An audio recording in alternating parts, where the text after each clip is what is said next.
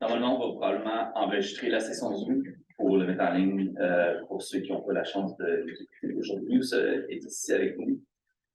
Puis le hibou aussi, la caméra se tourne automatiquement vers la personne qui parle. Si vous posez une question, tantôt, ça se peut passer à la caméra si vous avez essayé d'écouter. I'm just saying the camera turns around automatically to whoever's speaking. So you ask a question later on. Yeah, is the closed caption on On the Facebook? We are trying, no, not on Facebook, but on Zoom. On Zoom, so. We don't have sound, but we are working on it. Okay. Okay. peut y aller quand même. Vas-y quand même, là, mais The presentation is bilingual. We have both languages. I might repeat the very important slides. Some I probably won't. Mais si jamais il y a quelque chose que vous ne comprenez pas, n'hésitez pas à lever la main pour des questions de traduction. Si vous avez une question, par exemple, sur les éléments techniques, je vous invite à attendre à la fin parce que peut-être répondre à vos questions plus tard à travers la Nicolas Falardeau, je suis le directeur du service de l'urbanisme et du développement durable. So today we're talking about lodging establishments in principal residences, which I'll explain later what that means. Donc on parle précisément des logements en résidence principale. On a déjà un règlement de zonage qui est adopté au mois de novembre, mais qui inclut des dispositions sur les résidences principales. Mais selon une nouvelle loi provinciale, on est obligé de faire cette procédure-là pour faire une consultation publique avec les résidents de la municipalité et réadopter soit le même règlement avec aucun changement ou le règlement avec des changements basés sur vos commentaires. Donc, c'est pour ça qu'on fait une rencontre aujourd'hui. L'autre jour, donc on va expliquer c'est quoi les différentes catégories d'établissements touristiques, puis qu'est-ce qui fait la particularité d'une résidence principale. We'll go through 3 different areas of how different rules apply. So one is within, I guess, within the center, sorry, outside of the center village and Chelsea Park, there's some rules that apply. In Chelsea Park neighborhood, there's different rules that apply, and in the center village, there's again different rules that apply. And then we'll talk about the additional conditions. Donc, il y a 3 secteurs d'application à l'extérieur, toutes les zones à l'extérieur du centre-village et du quartier de Chelsea Park. Il y a des règlements particuliers qui s'appliquent pour le quartier de Chelsea Park et il y a des règles aussi qui s'appliquent plus précises à l'intérieur du centre-village, qui est le périmètre ici urbain. On va parler des conditions respectées. We'll talk about the next step in the approval of this bylaw. And if you want to oppose some of the provisions that we'll be presenting tonight, we'll tell you how to submit them. On va parler aussi rapidement de la procédure. Si vous voulez faire une demande à la CPQ, à la municipalité pour ouvrir un logement à courte durée dans votre maison, c'est quoi les étapes pour faire ça? So we'll talk about the procedure if you want to open a short-term rental in your house. Je vais vous répondre à quelques questions récurrentes qu'on a des résidents, puis ensuite on va finir la période des questions à la fin de la soirée. Donc, il y a plusieurs catégories, une douzaine. Les principales sont ces quatre-là, qu'est-ce qu'on appelle un hôtel, établissement hôtelier, hôtel, motel. Donc, ça, c'est vraiment des bâtiments commerciaux qui appartiennent généralement à une entité commerciale, une corporation, pas à un particulier. On a ensuite les résidences de tourisme. Donc, ça, c'est un bâtiment qui est considéré commercial, mais souvent qui appartient à un particulier ou une entreprise. Mais ce qui est important, c'est que c'est un bâtiment qui ne constitue pas la résidence principale du propriétaire. Donc, si vous avez un chalet, par exemple, qui est votre maison secondaire ou qui est une résidence de vacances, ce n'est pas votre maison principale, c'est considéré une résidence de tourisme. Un gîte du passant ou un anglais B&B, ça, c'est au contraire, c'est une maison dans laquelle il y a un usage commercial complémentaire. Donc, ça, c'est dans le cas où donc le propriétaire de la maison loue plusieurs de ses chambres et offre un déjeuner contre rémunération. Puis ensuite, on a qu'est-ce qui est, le ministère a appelé la résidence principale, un établissement de résidence principale. Donc, dans ce cas-là, encore une fois, c'est un bâtiment résidentiel dans lequel il y a un usage complémentaire qui est l'hébergement. Puis, dans ce cas-là, la différence, c'est que, comme j'ai dit pas attendre, c'est qu'il y a seulement une location à la fois de ce bâtiment-là. Puis, l'exploitant doit être la personne qui habite dans la maison de manière, on va voir au prochain. Puis, dans ce cas-là, il n'y a pas de repas inclus normalement le service sur place. I'll say it in English because that's an important slide. And then, so those are the four main categories of tourist establishments, what we all know as typical hotels, motels. So these are usually a commercial building run by a corporation or some type of business. Then we have tourist residences, which are considered by the province as a commercial building. Usually it's owned by a private individual. So that includes if you're renting, for example, your cottage or an apartment that's not your main residence. That's not where you live. So there's probably a few in Chelsea. So those are tourist residents. Then we have bed and breakfast, which on the contrary, it's a house where the owner has an additional use with additional commercial use where they're renting out several bedrooms in their house and they're usually serving a breakfast to their clientele. And then what we're talking about today specifically is principal residences establishment. I really hate the name, but that's a name that was determined by the provincial law. So that's what it means. It's an establishment where the owner of the property offers accommodations in his primary residence by means of a single reservation. So either he rents the whole house or rooms in the house, but only to a single group or person at a time. And usually there's no meals served, contrary to bed and breakfast. Donc, c'est quoi exactement une résidence principale? Comment est-ce qu'on détermine, nous, si une résidence principale ou non? Premièrement, normalement, c'est l'adresse de votre résidence qui est écrite sur tous vos documents auprès du gouvernement. Précisément Revenu Québec. Donc ça, c'est la première manière. En théorie, une personne devrait avoir une résidence de tourisme, ceux qui ont des investissements dans l'immobilier, par exemple. C'est les taxes à change quand c'est pas votre résidence principale.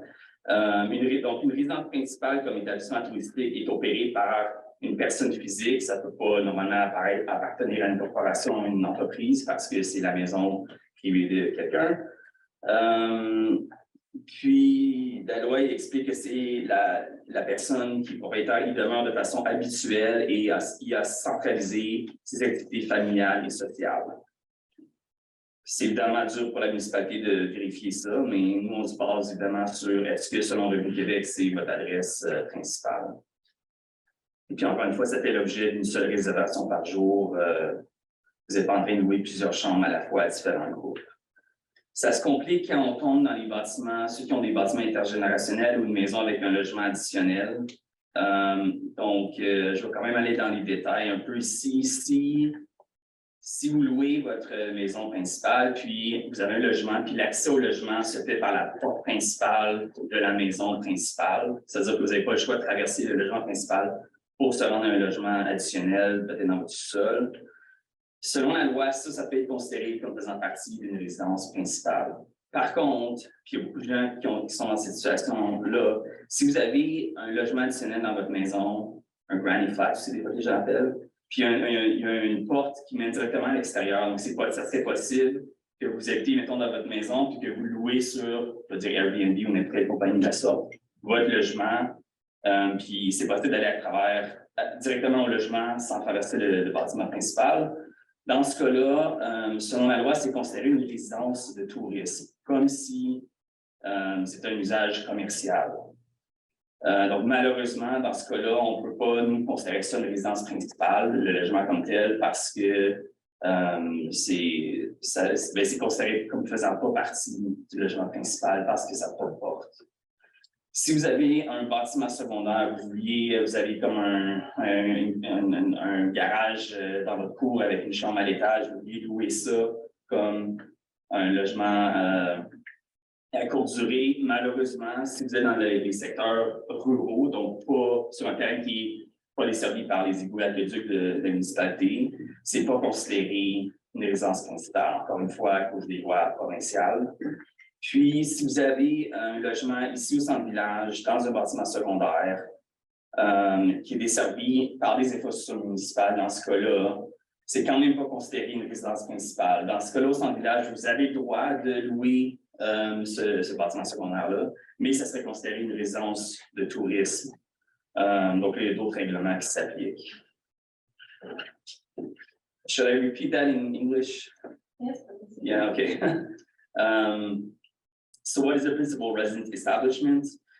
The main clue is that that's your home address. That's on your all your government documentation, passport, etc. And most importantly, it's your home address as registered with Revenu Québec.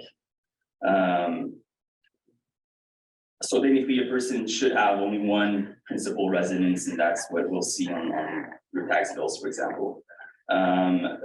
Principal residence has to be operated by a physical person, meaning not a business entity or a corporation. It's defined in the law as the location where the owner lives on a regular basis and has centralized his or her family and social activities, especially while the building is not being used as a short-term rental. It's the family's main house.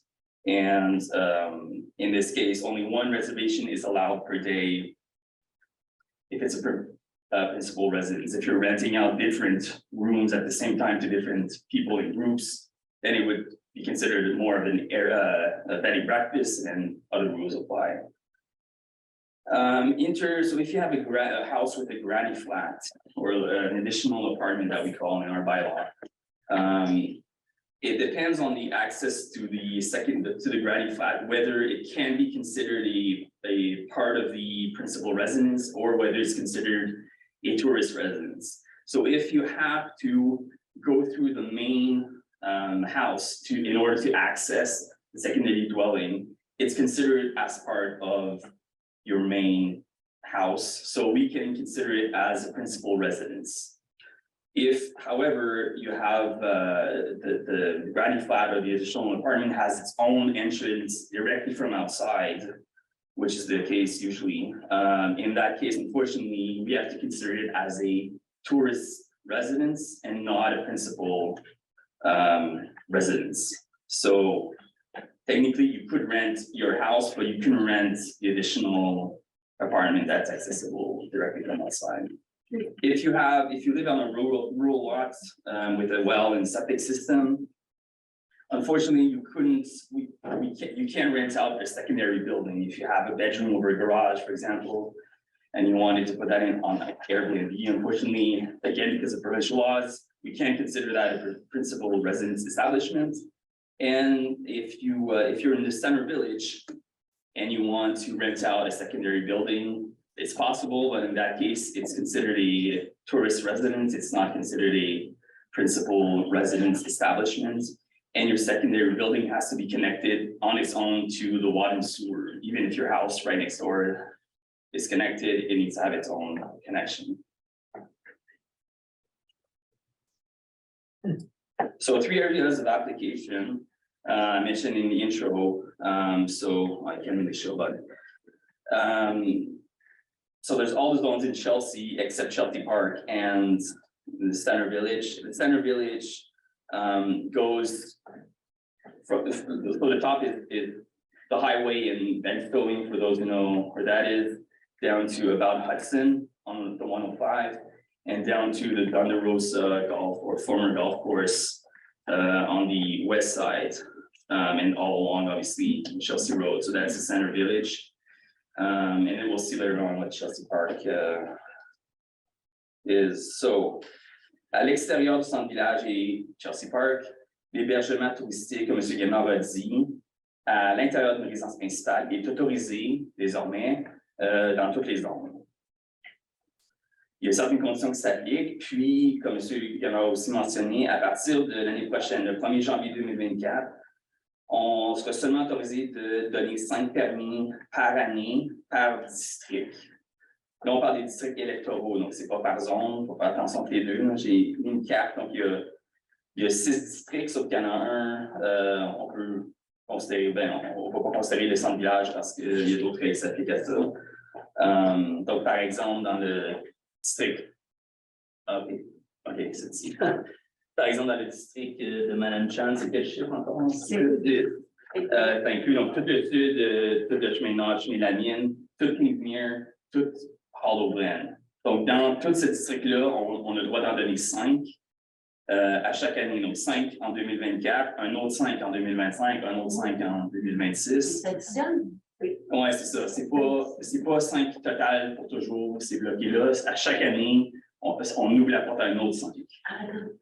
Puis, comme M. Yann en disait aussi, en ce moment, la moyenne, c'est qu'on reçoit environ 5 demandes par année. Donc, ça, c'est vraiment amplement. Comme on ne devrait pas même avoir autant de demandes. Donc, ça, c'est ce qui est proposé. Si vous n'êtes pas d'accord ou d'accord avec ça, on va en parler tantôt. Donc, ça, c'est dans les districts. Donc, même chose, c'est ça, les districts. À l'extérieur de son village et de Chelsea Park. Just quickly in English. So, in all the zones outside of the center village of Chelsea Park, now, since actually November, short-term tourist accommodations within the principal residence are now permitted in all zones. As of next year, January 1st, 2024, though, we'll start applying a limit of 5 permits that will issue per year per electoral ward and not district. So to give you an idea, these are the districts. So it's fairly large areas, and right now we give about 5 permits, or we get a request for about 5 requests per year. So 5 per district is very generous. We probably don't even have that demand. Now, the reason it's next year is because we know from looking at sites such as Airbnbs that there's some existing short-term rentals in Chelsea, and we want to give those people a sort of grace period to regularize or to get registered with the CDP and with the municipality, their existing establishment if it's a principal residence and they can. Donc, on voulait donner une période de grâce aux gens qui peut-être ont déjà un logement en ce moment plus ou moins pas autorisé, de au moins approcher la municipalité et la CDQ pour obtenir la certification nécessaire. Si par exemple vous attendez trop puis on tombe en 2024, il y a déjà 5 personnes qui ont fait la demande dans votre district, malheureusement, il va falloir la refuser et on va vous demander d'attendre un autre 12 mois pour soumettre votre demande. Évidemment, tout ça, ça va être sur un first come, first serve basis. Le premier arrivé, premier servi. Donc, les règles à l'intérieur maintenant de Chelsea Park. Pourquoi? Quand on a fait la révision du règlement de zonage l'année passée, on a fait une consultation publique. À ce moment-là, on avait reçu une demande au nom de l'Association des résidents de Chelsea Park qui voulait interdire ce type d'hébergement-là dans leur quartier. Donc, nous, on a fait l'analyse, on a dit pas de problème, on l'a présenté au conseil, puis le conseil a écouté les résidents de Chelsea Park, puis on dit OK, on peut certainement l'interdire. Donc, c'est pour ça que Chelsea Park, en ce moment, est précisé. Puis en fait, Chelsea Park, comme on voit dans la carte, c'est 2 zones. Il y a la rue 30 et la rue 31. Donc, en théorie, si par exemple les gens qui habitent dans la zone rue 31, eux sont extrêmement en faveur d'avoir des logements comme ça, des hébergements dans leur zone, vous pourriez faire la demande que dans votre partie de Chelsea Park, ça soit autorisé ou vice-versa. On va revenir aussi sur comment, si vous voulez, comment faire. Oui. Peux-tu juste préciser c'est où, Chelsea Park? Oh yeah, okay.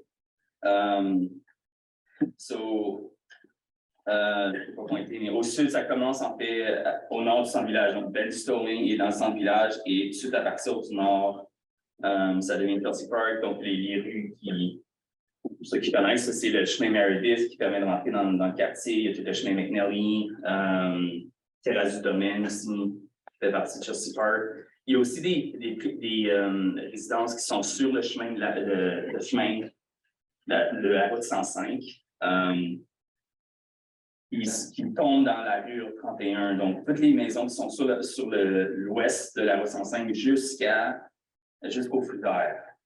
Okay, so les fruitières sont dans la zone voisine, but every house that's on the, or I guess, east side of the fruitière down to Ben Stowing fall into the two zones that are called Chelsea Park. Chelsea Park is the, marketing term from the developer. For us, we just look at the two zones. So in those two zones right now, according to the current proposal, short-term tourist accommodations are prohibited. Ensuite, les règles à l'intérieur du centre-village. Au centre-village, il n'y a pas de limite de 5 par année. L'hébergement touristique à court terme à l'intérieur d'une résidence principale est autorisé dans toutes les zones du centre-village, sauf qu'il y a une limite de maximum de 2 par zone. So I'll just repeat that in English. Inside the center village, short-term tourist accommodations within a principal residence are permitted. There's no limit of 5 per year like elsewhere. However, there's a limit of 2 principal residents or tourist residents allowed per zone in the center village. So to give you an example, this is one that we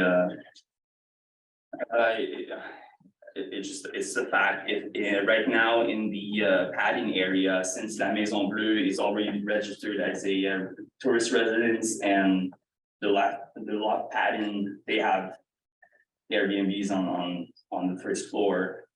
They've already passed that maximum 2, of course, and then there's others along on the south side of the Old Chelsea too. La Maison Verte, I don't know what the name is. So I think they're at 4 already in that zone. So unfortunately, if you live in that zone, you can't either open a tourist residence or a principal residence establishment because it's already past the 2.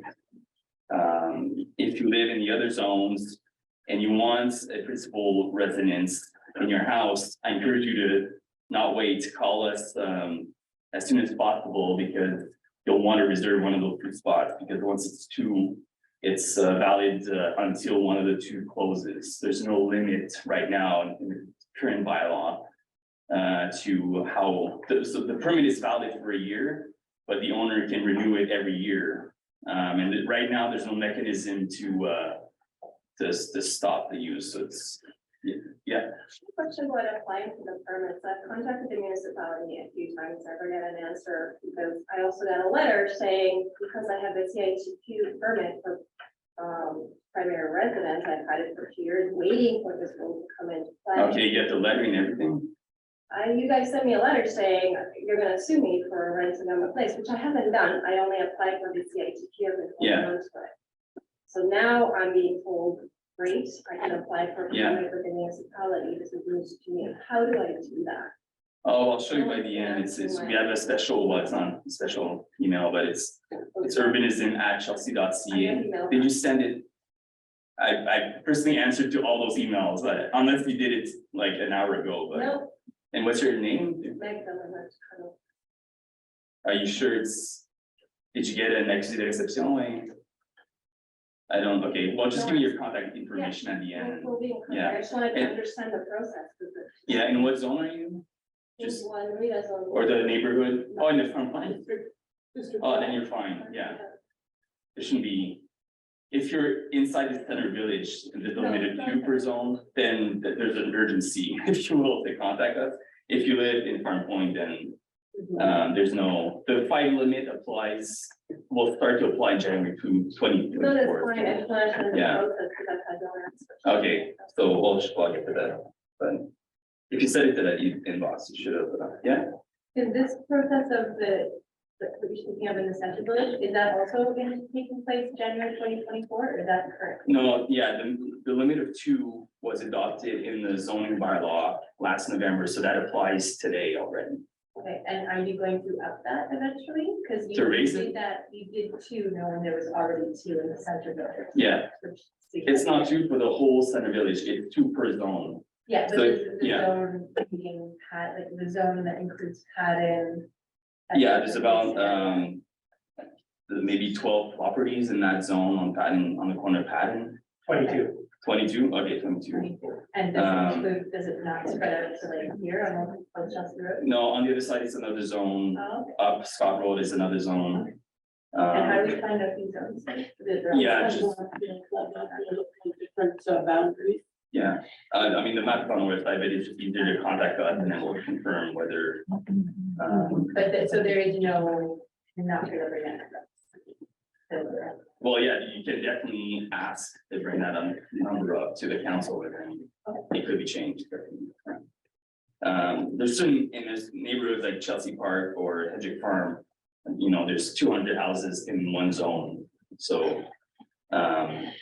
There's a different impact than this is on where there's 22 lots. Sorry, there's 22 short-term rentals in that one. Oh, okay, With the law. yes, A limit of 2, but there's 22 currently operating okay. Is that? by one owner. Yeah, that's made a lot of money.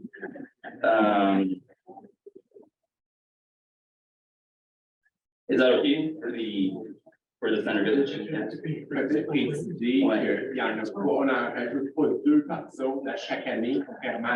Ouais. So donc, we're not adding 2 per zone in the center village. It's a maximum of 2 per zone, so we won't be adding every year another, there won't be, we're opening another 2 every year. The reason for that is that we don't want, in the future, maybe we'll be approving, like a apartment building. We don't want to approve the town apartment buildings, and then next month the owner converts the whole apartment building to Airbnbs, and then it becomes a hotel, right? We want to preserve and control the amount of dwellings in the center village. So that's one way to do it. Yeah. So essentially, there's 2 spots left in the center village. No, every zone, there's about 40 zones in the center village. Okay. And every zone is allowed 2. So technically there could be 80, although even there's zones that are vacant lots, right? But Nicolas, dans la carte, là, les couleurs montrent les zones pour les gens qui sont pas yeah, familiers. right. So every color is well, no, actually doesn't.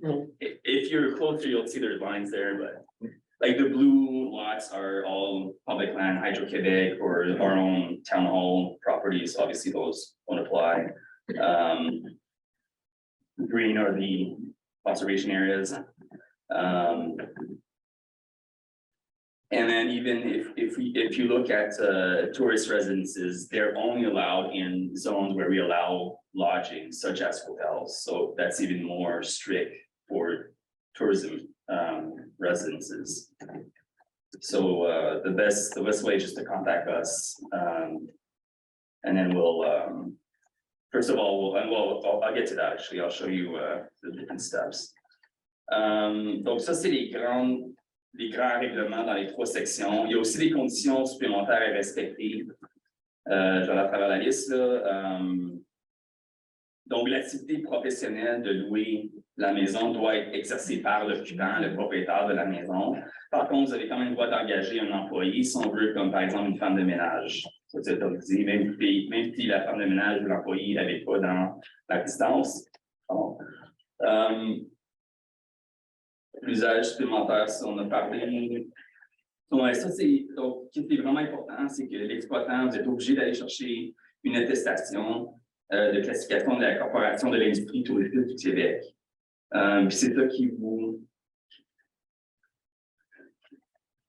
qui légalise en partie l'activité, puis c'est aussi ça qui confirme au niveau provincial et avec Revenu Québec que votre maison est une résidence principale, un établissement de résidence principale.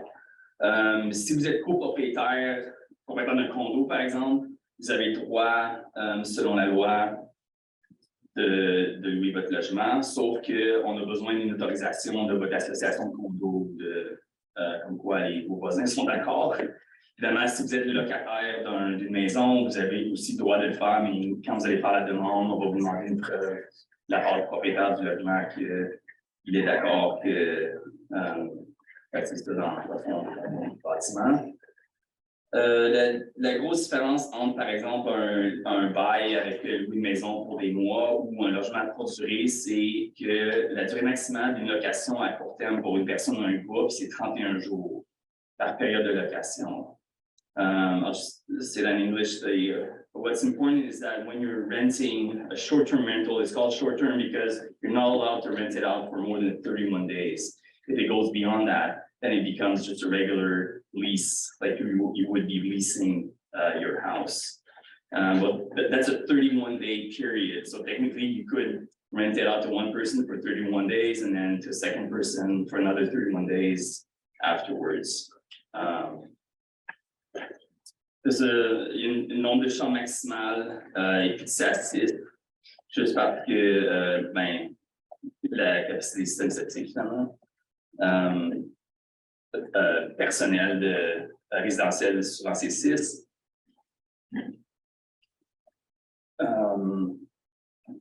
Si vous êtes au centre-village, vous êtes branché aux égouts, ça ne s'applique pas vraiment. Puis, un point important avec ça, c'est que nous, la municipalité, on peut voir et confirmer dans l'annonce du permis que vous avez 6 chambres et moins dans votre maison. On ne peut pas contrôler le nombre de personnes qui vont séjourner dans votre établissement. Donc, ça, c'est pas des gens, les voisins, par exemple, vont dire, dans votre règlement, est-ce que vous avez un nombre maximum de personnes? Malheureusement, on n'a pas l'autorité ou le pouvoir de contrôler ça. Et on peut juste se baser sur le nombre de chambres à coucher. Alors, un autre règlement, si vous avez déjà un logement additionnel dans votre maison que vous louez à quelqu'un, vous ne pouvez pas en plus louer votre logement principal comme résidence principale à des touristes. C'est un ou l'autre, selon le règlement actuel. So if you have a granny flat that you're renting out to someone, you can't have that secondary use and also rent out your main house as a principal residence. You have to choose one of the two.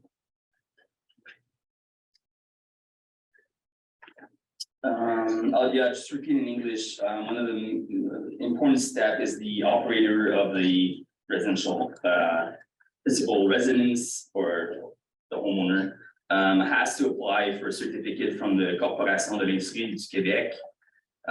This is required by provincial law, and it tells Revenu Québec that you're operating that commercial establishment. Yeah. Donc ça, c'est les prochaines étapes de l'approbation du règlement.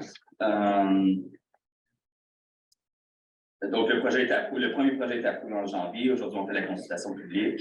À la suite de ces consultations publiques, vous avez jusqu'au 3 mars pour nous envoyer vos commentaires sur les règlements. Ces commentaires-là seront envoyés aux conseillers pour leur considération. Donc, quand ils vont adopter le second projet de règlement, ils pourraient modifier le règlement selon vos commentaires, s'ils le souhaitent.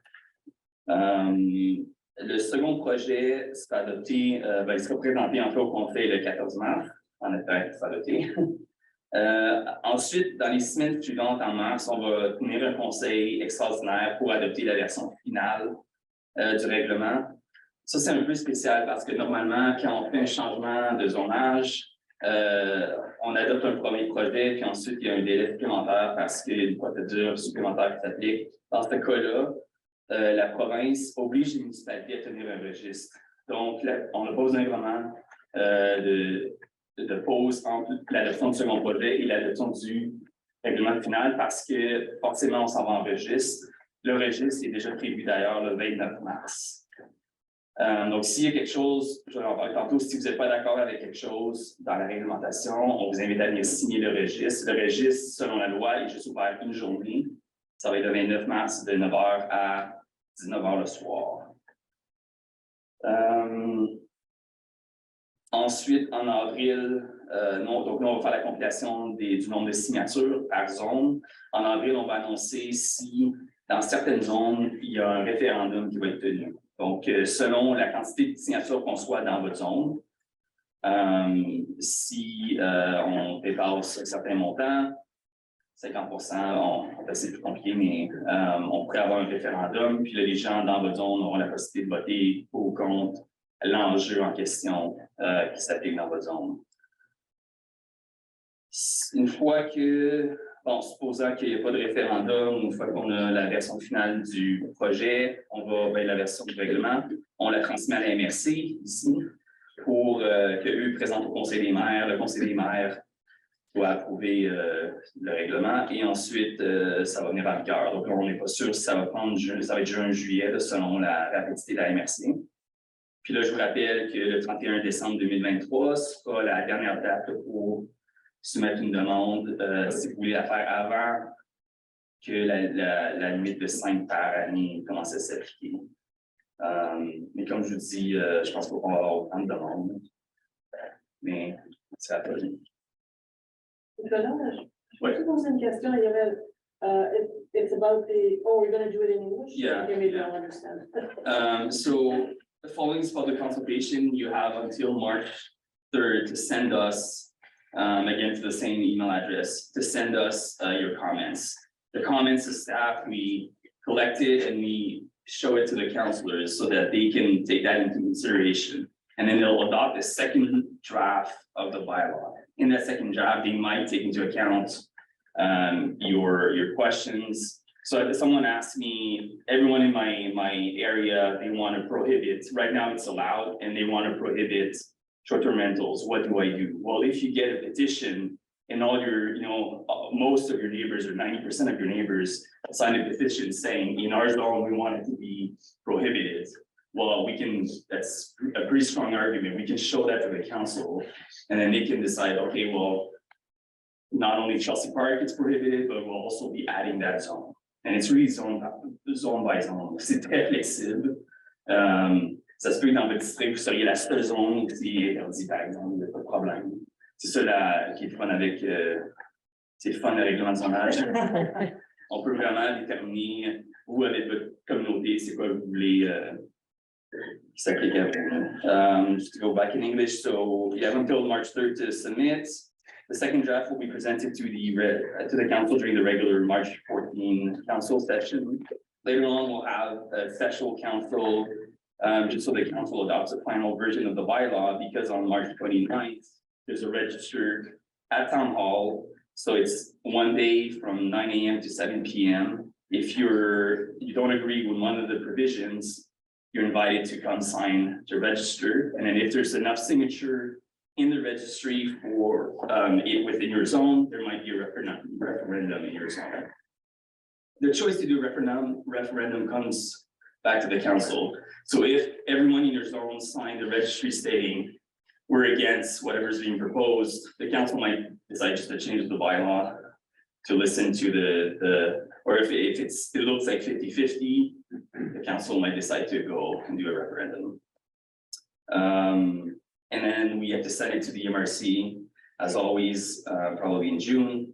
And then the Council of Mayors here will vote on it either June or July. So we're not really sure when it'll come into force, but probably by July it should be done. And then again, you have until December 31st if you want to apply for principal residence in your home before the 5 per year limit starts applying. Again, if you're in the center village, it's only 2 per zone, so do it as soon as possible. So Nicole, I think I'll ask my question again. It was about the register. Yeah. So is there gonna be a limit, like a number per, when you say zone, like in certain cases it's district? Like No, like it's only ward? zone in this case. Zone, okay, like even within District 5, it would be per There's zone. hundreds of zones in Shelton. Yeah. Also, So, there's the details here if you want to know. So the number of signature collected per zone will determine the referendum. And there's special rules specifically for this bylaw that were established by the province, as opposed to just a regular zoning change. So in this case, for the purpose of determining whether it's a referendum or not, the number of signatures in the register required under the Municipal Election and Referendum Act is reduced by 50%. So if usually in your zone, we need 100 signatures in order to go to referendum, in this case, we'll only need 50. So it's not only are we obligated to hold a registry, it's made in a way to encourage referendums, essentially. So depending on how many signatures, there could be a lot of referendums, okay, so right? So referendum per zone. per zone, yeah. Mhm. Yeah. But just maybe on like Essentially, for all your neighbors, like the idea is not to get a referendum or have a registry, like we tabled the bylaws, the council started conversation. You know, we're trying to find this balance of how to regulate short-term rentals, with all municipalities are trying to find, because it's really a balance between kind of creating or allowing for this additional income in homes, whereas, you know, preserving long-term rentals. Preserving center village accommodations that will be diversified also for residents, like, so there's kind of a push and pull. Some people will say don't regulate anything, some people will say we don't want any, like we've seen in Chelsea Park. So the idea was we had to put, because of the way the municipal process works, is put something into a bylaw, table it, and then have this discussion to see where we go. So this is kind of like the preliminary, this is what we thought, this is how we're trying to strike the balance. Like really every other municipality is trying to do, if you look, like all of Ontario is regulating Quebec, we're all in the same boat. So what we were trying to find the best way, present it tonight, give you until March third to send all your comments in, so we review them. We have a lot of on a lot of topics, so we could review them, so we could really, again, find that balance. If we've missed it on this first draft, ensure that we have the balance on the second draft, so that, you know, mostly everybody's happy and it goes through, because le processus du registre du référendum, naturellement, c'est beaucoup plus compliqué que celui administratif. Donc, c'est ça qu'on a essayé de faire. C'est pas l'intention du tout de couper l'accessibilité au logement à courte durée, certainement juste de commencer la conversation, essayer de trouver avec la communauté l'équilibre. C'est ça qu'on a essayé de faire avec la première proposition, mais on sait qu'on a reçu beaucoup de commentaires, de questions, puis on vous encourage après la présentation de nous écrire. Je ne sais pas si d'autres voulaient rajouter, mais juste du côté critique, c'est ça qu'on a essayé de faire. Yes, no question. I'm really curious, the mayor introduced this, you know, in a way to reassure people that we're only going to give 5 licenses per district, because, you know, we've received so many complaints about Airbnbs being problems. But I think, you know, and some people have alluded to that, there is a big difference between these tourists, you know, touristy residences or commercial Airbnbs and me renting a room, or anybody renting a room out occasionally on the weekends to a bunch of skiers, you know, 10 weekends a year. Yeah. And I'm wondering whether we're doing enough, you know, to make that distinction, because it's very easy for people in a certain zone to say, oh, Airbnbs are coming, 5 in my zone. Oh, I don't want it. You know, I'm going to ask for a registry. And I'm wondering whether we could do more, you know, to inform the community about a really important distinction, you know, between, in a way, you know, if people are going to rent out in their own primary residence, and I'm reassured by the fact that you actually have to show that for income tax purposes, it is your primary residence. You know, if I'm going to rent out in my private residence, I have a huge interest in being very selective, you know, about who I'm going to rent it out to, because, you know, they'll have access to everything in my house. Maybe I'll be mostly I'll be there, but it might happen while I'm not there for a weekend. And so it's not just like, I want to make sure that I bring people in who are going to like my property and my relationships with my neighbors. So there is a really built-in limit on me just kind of renting it out to anybody. And I think we can do more to reassure the community of In that terms of really important- communications. Pardon? In terms of communications. Yes, Oh, yeah, okay. in terms of There's also communication. there's a And point that information, Yeah, information these are- about exactly these are what the- you're saying. provincial and municipal bylaws, but as an owner of a house, you can yourself obviously establish rules for your own home. And tell whoever rents your property, you know, you're not allowed to use my hot tub, you're not allowed to use my fireplace. You know, I don't wanna allow more than 6 people in my house, something like that. We can't enforce it, unfortunately, we won't count the amount of people in your home. But usually that's one way to control, because you're responsible for, if we do have a noise complaints, you can't blame the person who's renting your house. As the owner of the property, you'll be responsible for that if the police come. So, yeah. Yeah, like you said, you know, what can we do to inform more? Like, you know, we put the information on our website. I personally ask, you know, to have this also in a bimodal, like, in presence and also online at the same time. Online right now, there are 26 people on the group, including me and the municipal computer, so let's say 24. And we're maybe 20 tonight, but out of 800 residents, 8,000 residents, we even though we go and knock on every single door, some people will show and some people will not show. So we try to do our best to communicate with the resident, but it is a citizen duty to go and also get the information when it's offered by the municipality. No, And I I'm thank sorry, you I because know, you're very I engaged agree, with I'm it. not accusing you, but this is great. I just mean, like, when you introduce it, instead of saying, we've heard, so one of my questions, you emphasize the problems that happen with Airbnb, and then you reassure the people that we're only gonna give 5.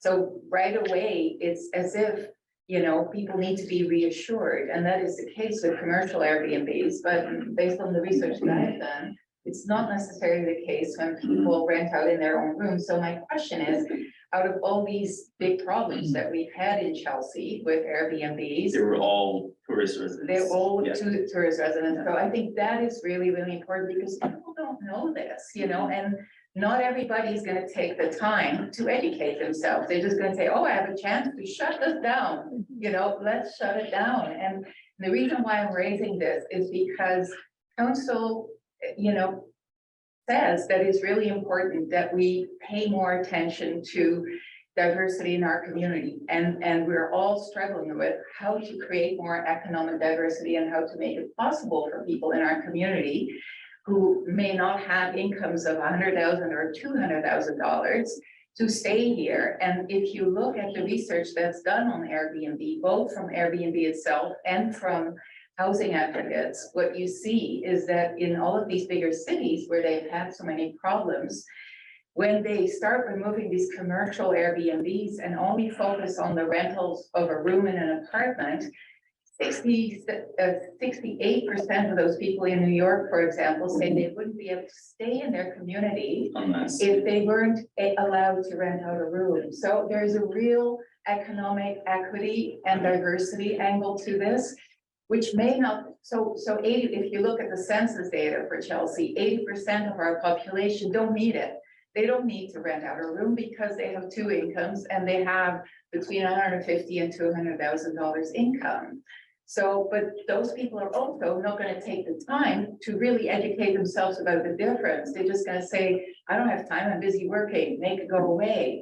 And I'm saying it's your duty as councillors and as a municipality to look into that diversity and to make sure that you also represent the interests of the people who need that money in order to stay in their municipality. and if you recall under the previous council and the draft zoning bylaw, they were prohibited everywhere in Chelsea, and this council today switched 180 and now are allowing it in those zones in Chelsea.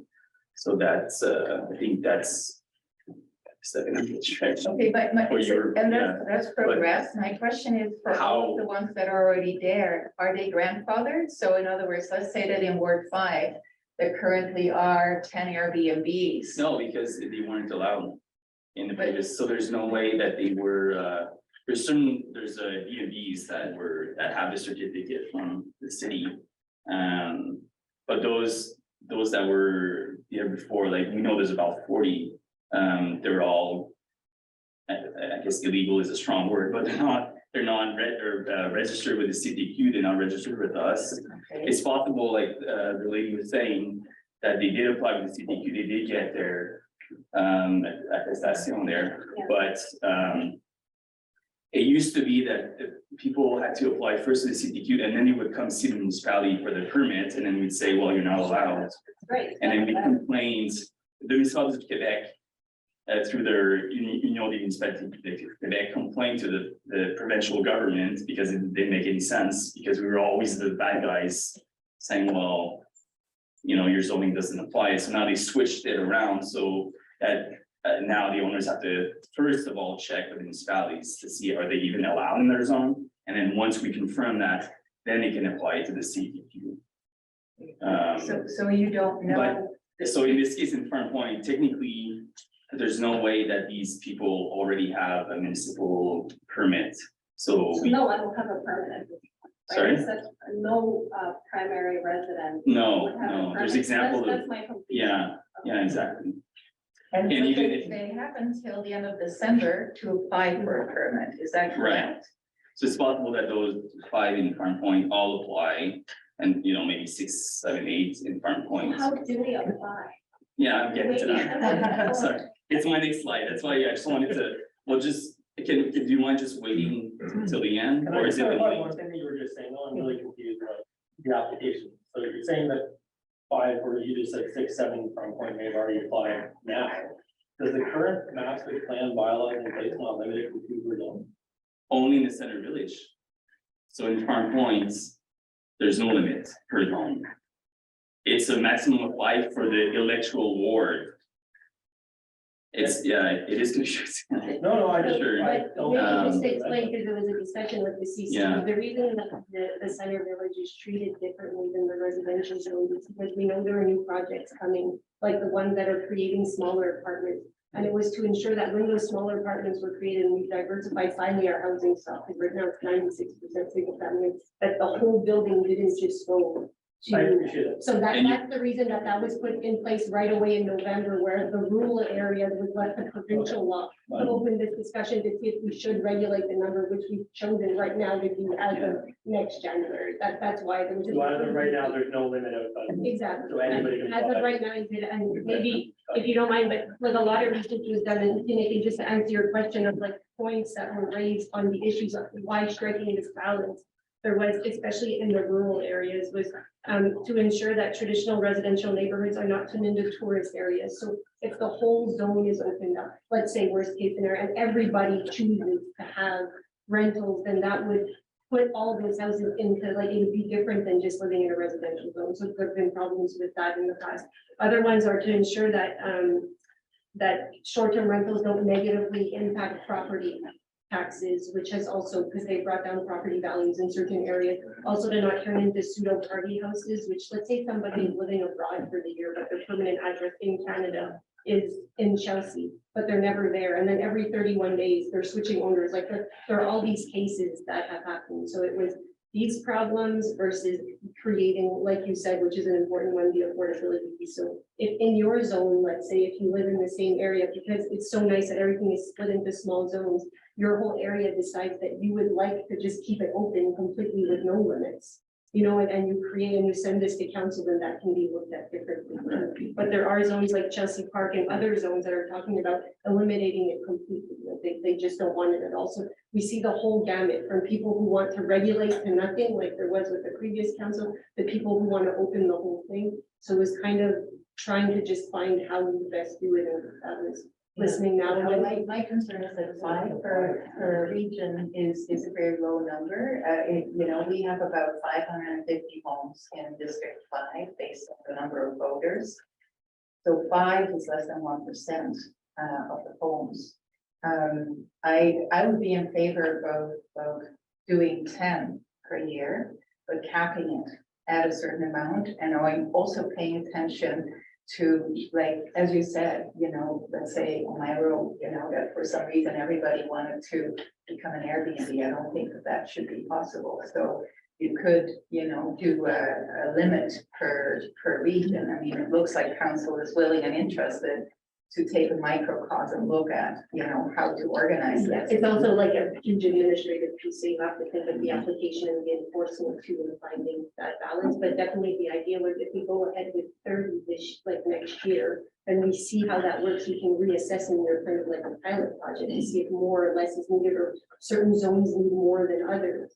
Then that could be reevaluated. But it was better, there's a, I can't think of the saying, but it's like to be cautious to begin with, and then see, rather than opening the whole thing up and then having to peel back, which is a lot, a lot more difficult. It's a precautionary principle. Precautionary I think that's a good idea. It's a good idea. And we were just talking about, But 5 things is, in my view, very low, you know, I would like to see us up it a little bit.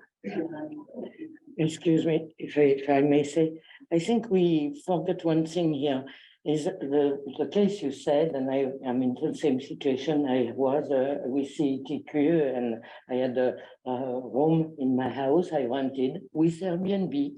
I never had a problem because I had rules. The problems we got here is with those people who rent their whole house to someone. And then those people will never register.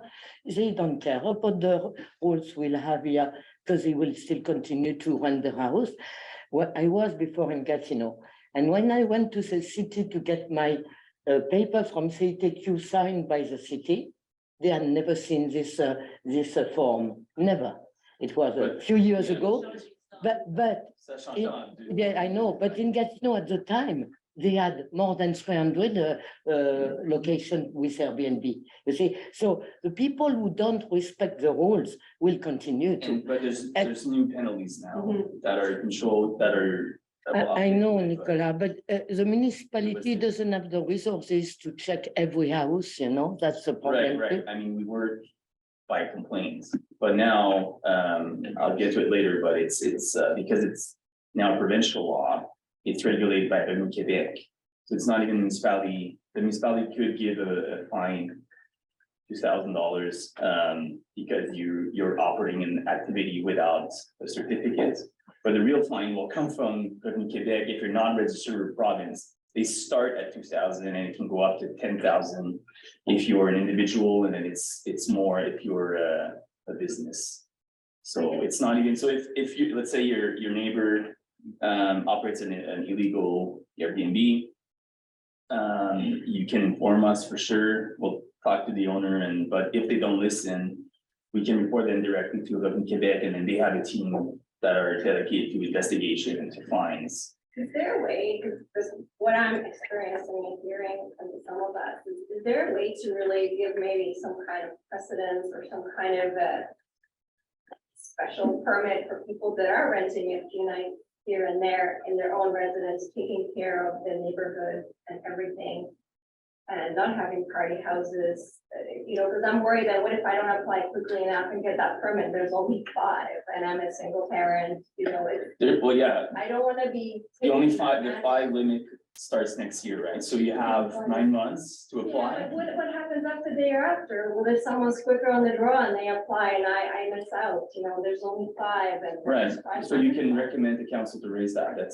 That's actually the next point. If you have a comment, send us an email to urbanist@chelsea.ca. We'll send me your comments to the council. You know, obviously we'll tell the council, okay, we got 10 people in Farm Point who share the same opinion about, let's say, the limit of 5, perhaps you can consider raising it.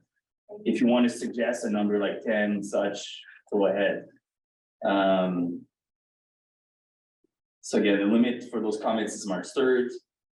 On March 9th, we'll hold a register. It's important, if you agree with the bylaws, don't come and sign the register. It's not necessary because you agree with it. If you don't agree, then yes, come and sign the register to lead to a referendum. Later on, if you agree with the bylaw and you find out that there is a referendum in your neighborhood, then I encourage you to go vote to support your position.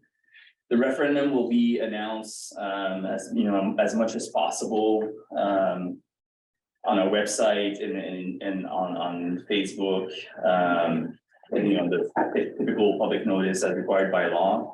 But that will be later on. But c'est ça, je répète en français. Donc, si vous avez des commentaires, c'est urbaniste@chelsea.ca. Le registre, si vous êtes d'accord avec la réglementation, c'est pas nécessaire de venir signer le registre. Si par exemple vous n'êtes pas d'accord avec, puis si tu n'es pas nécessairement d'accord avec la version actuelle, si vous n'êtes pas d'accord avec la version finale, c'est adopté par le conseil au mois de mars. Donc ça se peut que par ce temps-là, the registry will be on the final version of the bylaw. So we'll publish a final version adopted by the council in March. And then if they haven't listened to your comments and you're still not satisfied, then we invite you to sign the registry. Donc voici les procédures. I'll start with English because it seems, and I can come back to. So these are procedures for filing an application. As I said, you have to apply with the CTQ and with the municipality. It's all explained on our website. We have a web page just on that. It's almost the same text. So the first step is to validate whether you're allowed in your zone and if you meet the condition. That's just send us an email to urbanist@chelsea.ca. We should respond within a few days. Again, I'm sorry, I don't know where I went. We'll try to find that out. So at least the first email will just confirm, yes, in your zone, you're allowed to or not. Then you have to, and there's a link on our website and to the CITQ website. We have a form called a notice of compliance. It's a PDF form. So we ask that you fill that out. There's also a link to our own municipal form where we ask more information. And then you have to send both those documents to urbanist@chelsea.ca. In the center village, if you're in a zone where there's only two, as soon as you send us those two forms, it sort of reserves your place within that zone, if you're in those limit of two at that point. Then if we analyze your request and we find out that there's something that doesn't comply, obviously you lose your spot. But we consider that once we get those two forms that your application is completely active. Then, so the municipal staff will look at it. If it conforms, we'll send you an invoice for the administration fee, which is $105, payable by check, or if you want to visit City Hall and pay by debit or credit card. Once we've analyzed the application and it's deemed compliant with the bylaws and you've paid the fee, then we'll sign the CTQ's notice of compliance and we'll issue you your certificate of approval for use. Sort of a long word to say, the business license. If there's a problem with the application, we'll just contact you and help you finish the application. Once you have those two documents, the CTQ form and the municipal certificate, then you have to go back to the CTQ website and then go through their procedures. And again, we have a link on our website to the CTQ website. It's fairly well made. And if you have questions about CTQ website, please call the CTQ if you don't really know. They ask a lot more details about how many rooms you're renting out. Are your guests allowed to use your outside, stuff like that? If you allow pets in your homes, that's all beyond what the municipality will ask. And they come and visit after. And They they do? come and say, Okay. yes, so definitely. In 5 years' time, I had 2 visits. Really? Wow, okay, I'm surprised. So as soon as you get your attestation from the CTQ, then you're legally allowed to operate your, so put an ad on sites like VRBO, Airbnb and such. Or They give you a pancarte, a the sign. sign, yeah. Yes, okay, right. Because Okay. before this Yeah. was called autre établissement d'hébergement. Right. It's the same now, it's principal. So, and you have a pancarte like a hotel or gîte with so many stars. Normally, if you have a room in your house, it's 2 stars. Except if you have a pool outside, a golf club or something like that. But I don't, You there's no may- stars for principal residence. I understood. Sorry, I don't think there's stars for yes, still. Yeah. Okay. I think stars, not, I thought- today I am not sure, but when I finished 2 years ago, I had the stars. Okay, 3 years ago, sorry. au moins là, non. Voulez-vous que je répète en français? Est-ce que c'est nécessaire que c'est bon? Okay. Again, all those steps are on the website if you have them. So, question récurrente. Comment découvrir si j'habite au centre village ou à Chelsea Park? Est-ce que vous ne savez pas? Pas de problème. Communiquez avec nous. Si vous voulez savoir à quelle zone vous habitez, c'est quoi les procédures pour postuler, on va vous accompagner à ça. C'est tout le temps urbaniste@chelsea.ca. Combien coûte une demande? Donc, on a un frais initial. Les résidences principales, c'est un usage complémentaire à la résidence, donc c'est un frais de 105 $. Puis aussi un frais annuel entreprise qui est de 27 $. Ça, règlement. Qu'est-ce qui assure? OK, ça, c'est une autre question qu'on a souvent. là. C'est quoi qui va assurer qu'il y a une quiétude dans mon quartier parce qu'on ne veut pas avoir. Donc, un des points, c'est que, étant donné qu'on autorise partout seulement dans des résidences principales, bien souvent, ça atténue les problèmes de party house, comme on dit. Il y a aussi des règlements qu'on applique partout, comme aujourd'hui, comme le règlement sur le maintien de la paix et du bon ordre, le règlement sur les nuisances, le règlement sur les normes relatives à la sécurité incendie, puis les règlements sur la collecte de déchets. Parce que de nos yeux, si votre voisin fait un party, qui fait trop de bruit, c'est la même chose que si quelqu'un loue la maison à côté et fait trop de bruit. Les règlements s'appliquent de la même manière. Maintenant, qui j'appelle s'il y a une fête à côté de chez nous et c'est hors de contrôle, c'est la police. Des fois, les gens ils pensent qu'ils vont appeler la municipalité, mais probablement, nous, on n'a pas d'employés qui travaillent les soirs et fins de semaine, qui est souvent quand il y a des problèmes. Puis on n'a pas non plus les mêmes pouvoirs que la police. Donc, si jamais il y a un problème, c'est effectivement la police qu'il faut appeler. Puis, comme je disais tantôt aussi, vous constatez qu'il y a un hébergement touristique. En fait, sur notre site web, on a mis un lien. C'est possible d'aller voir la liste des gens qui sont inscrits à la CTQ. Donc, si vous n'êtes pas certain s'il y a quelqu'un sur votre rue qui est légal, en guillemets, vous pouvez aller voir dans cette liste-là ou appeler la municipalité. Si vous constatez que vous voulez reporter un voisin parce que c'est un problème, vous pouvez le faire à Revenu Québec, qui dispose du pouvoir d'inspection puis d'enquête. Donc, ils ont un numéro de téléphone dédié à ça. Puis sur leur site web, ils ont aussi un formulaire de dénonciation. Là-dessus, je crois qu'il y a un pouvoir spécial des municipalités pour faire perdre le numéro de CTQ aux Airbnb qui sont trop délinquants. C'est ça. Ouais, la loi dit si on vous donne, on donne 2 infractions, puis que le contrevenant continue, après 2 infractions, on peut enlever. Mais en fait, c'est la municipalité qui peut faire la demande. On n'a pas. Que le permis de la CTQ soit retiré parce qu'il y a trop de plaintes par rapport, par exemple, au règlement de nuisance, au règlement sur les bruits, les règlements, par exemple, les poubelles qui sont sortis pendant une semaine de temps. On a eu des cas comme ça.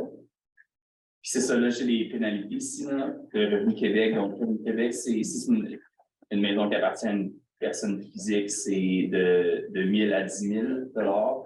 Puis si ça appartient à une entreprise, personne morale, c'est de 2 000 à 20 000 $. Donc, en d'autres mots, if there's a party house or tourist residence, and it's not registered with the province, it's not registered with the municipality, Revenu Québec can impose a fine from $2,000 to $20,000. Which is more than what we could apply.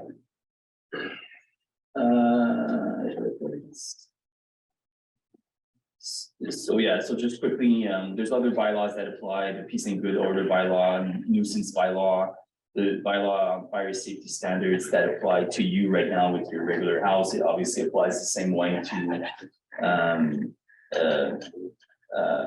short-term rental. If there's a problem on weekends and evening with noise, for example, or there's a large fire in a backyard or something, you have to call the police. And if you want to report an illegal short-term tourist accommodations, we recommend that you do it with Revenu Québec. They'll probably call us for details, but we have one inspector on municipal inspector on the territory during the day, but we don't have any employees that work on weekends nowadays. On weekends and evenings, so we don't call town hall. I'll just forward to Shino our DG. Donc, si vous avez d'autres questions, ça c'est le numéro standard de la municipalité, donc cette adresse-là qui est l'adresse standard pour le service d'urbanisme. Ça, c'est les sites web là, sur l'hébergement à courte durée. Vous allez avoir les informations sur c'est quoi la procédure pour faire une demande, tous les liens qui s'appliquent. So this is also the link in English to how to get to our webpage on short-term accommodations. I think this is it, yes. Any questions?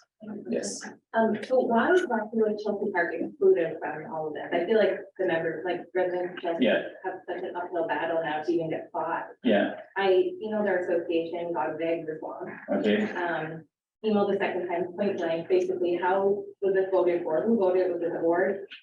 And I was sent the link to this meeting tonight, hoping someone would be here to give me some answers, but unfortunately. I mean, we as a municipality, as part of the public consultations on the zoning bylaw, we got a letter from the president saying, I represent association du quartier Mercure. Represents, but who he represents. But I don't know how your association works. I don't know how many, is everyone on the road automatically member of the association? It's the same thing with, any like Kingsmere Association.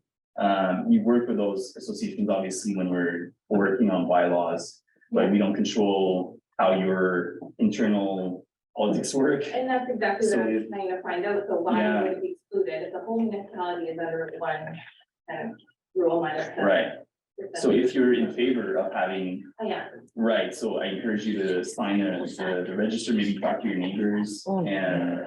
If there's enough people in your neighborhood that are in favor, well, then the council either will change or you'll have a referendum. but further to the point, like, Airbnb already has a negative, like, in the news, it's all negative. We have a huge property with 7 acres. Yeah, I'm really not, like, it would be no bother to anyone, like my Amazon delivery drivers come to my house more often than the renters are coming in. Right. You know what I mean? There's no. I just don't understand why we can't be on the list to have 5 to begin with, where are we already excluded from the list when I wasn't even consulted. No one spoke to me about an Airbnb. I Right. absolutely said I was in favor, and the fact that the president didn't even answer my question is a little bit yeah. off-putting to me, to be honest. So I don't know if you have like monthly meetings with your association or. I mean, from our point of view, I encourage you to sign the register, then if there's enough signatures, which there's not a lot, again. Because there's 2 zones, right, in Chelsea Park. So let's say there's 30 houses in your zone, wherever you are, it's probably like 15 signatures. So That it's are- each lot, It's each zone, yes, but each. and it's people register with it's Quebec to vote, right, so. Registered Yeah, a registered voter, yes. Oui, Puis, c'est ça, ben, en ligne, il y avait une question, là, justement, tu sais, un peu sur ça, mais tu sais, pour faire la distinction aussi entre des groupes de secteurs et aussi une association. C'est que, tu sais, là, l'association, exemple de Chelsea Park, corrigez-moi, là, Claire, puis Joanne, si je me trompe, mais vous avez des lettres patentes, dans le fond, tu sais, qui vous donnent, dans le fond, une charte, vous avez un conseil d'administration, et tout ça, fait, tu sais, puis vous êtes reconnu aussi comme groupe avec la municipalité. Parce que des fois, il y a juste des gens, ils appellent ça des associations, mais dans le fond, c'est juste un regroupement de voisinage. Tu sais, avec aucune structure formelle, tu sais, pas de président, pas de conseil d'administration, pas non plus de procès verbal, ces choses-là. Donc là, c'est là aussi que lorsque la municipalité, on reçoit des demandes, ben, tu sais, si c'est un groupe qui a été créé formellement, ben, c'est ça. Là, est-ce que le groupe est allé cogner à toutes les portes? Ça, moi, je sais pas. Là. Je peux pas répondre à ça. dans cette procédure, we won't take into account association. If I get a letter from an association at 100 Farm, they can't come in and sign the register for 200 people, right? Each person has to come in that day. But for this, like, initially Chelsea Park is excluded and maybe the residents don't really care. Can we put Chelsea Park back on just like with everybody else? And then I it's mean, still yeah, for the sure, residents that. That's what you're suggesting to the council. So if the council agrees, we'll add staff, I'll change that from that. Parce que ça les aide aussi à nous avoir un aussi. Right, yeah, It's not like that, it's, there are other people that. And it helps if, yeah. Mais j'allais juste ajouter là, que, en plus de la lettre qui a été reçue pendant la consultation sur le master plan, j'ai eu 2 temps dans ce district-là où des citoyens sont venus et c'était la demande unanime, j'ai senti. Donc, dans tout le processus, là, c'est pas, il n'y a pas un processus de prise de vote, de signature de pétition. Les citoyens font des demandes quartier par quartier, le conseil les considère, puis on n'a pas eu à faire un décompte des voix. Moi, comme représentant du secteur, je vous dis que j'ai eu 2 temps strictement dans Chelsea Park, et la demande était unanime. Les gens, j'ai beaucoup de contre-arguments. Donc, pour moi, c'était suffisant pour amener ça et de régler ça dans le processus. I sat in on one of the meetings and it wasn't a question, like I was against it. I could tell the people that were for banning the Airbnb, but it wasn't a question brought to the table. And in this one that I sat on, it was just, I let them speak, I didn't speak, I was completely against what they're saying, but.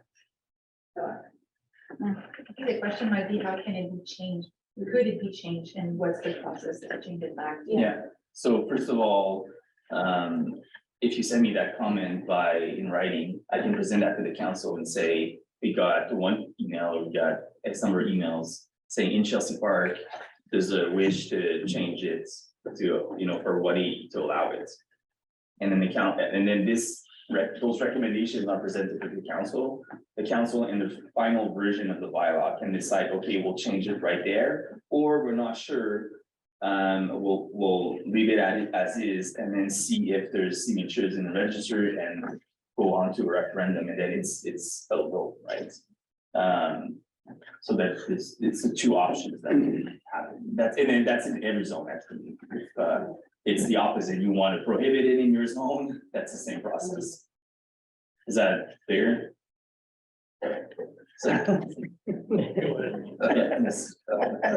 I'm sorry, bit of brevity. My question. Oh, well. Sorry. Go ahead. No. My questions are a little broader. I'm not running an Airbnb. I have in the past, and I've done long-term rental. So my question, why is the focus on residential short-term?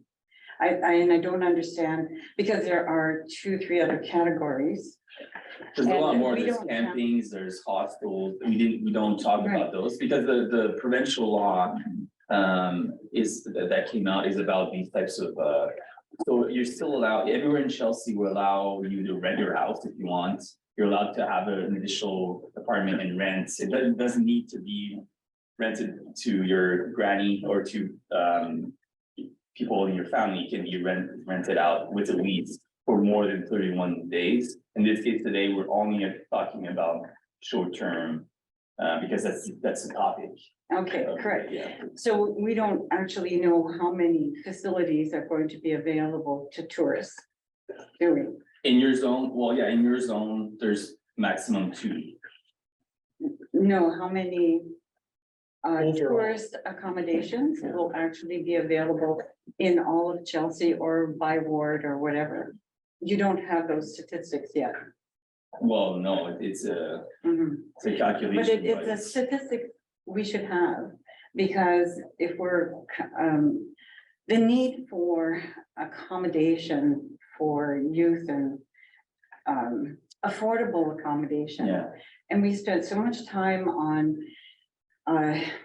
granny suites and the enlargement during the master plan. There was a lot of thought put into how much larger can a principal residence be made. Right. And it was all with the intention of making a more affordable housing. Right. It wasn't for the intention of bringing housing Right, which is accommodation for why- tourists. Yeah, which is why there's a maximum of 2, because we've seen now, even with the condos that were built in Chelsea and mixed-use buildings, the owners wanna do short-term rentals in half of them, and the law padding is, I don't wanna name it, but it's one of the only large buildings that we had in Center Village. We can see that the owner wanted to convert maybe half the building. So we don't wanna make that mistake in the future. If we're approving, I mean, in her case, it's a mixed-use building, so the first floor is meant to be commercial, and the other floors are supposed to be residential. So so in the future, if we do allow another type of similar building, we don't want those dwellings to become. To become hotels. Yeah, so just- that's. just for tourists. and- Right, so because there's then about it's a hotel. 80 zones in the center village, so if there's super zones, technically, there could be 80. Airbnb, short-term rentals in the center village, that's a number, but there's zones, one zone is the church, I don't think the church, but an Airbnb, one zone is their green space in the back, so the exact number is lower than 80. But, and then there's some that are grandfathered already. We Right. mentioned the padding area, there's others also in the So center we village. actually don't have a stock of what we have in terms of, No, because they have, we can visit websites and say, okay, there's about 40 in all of Chelsea. But until we get the applications coming in the next month, then we'll see. and that's a statistic I think we should have. And right now, it's not a problem. We've had problems with 3 properties that were not owned, that were tourist residences. Out of 40, we had maybe 2 or 3 that were problematic. We're hoping that in the future, we don't want to encourage more.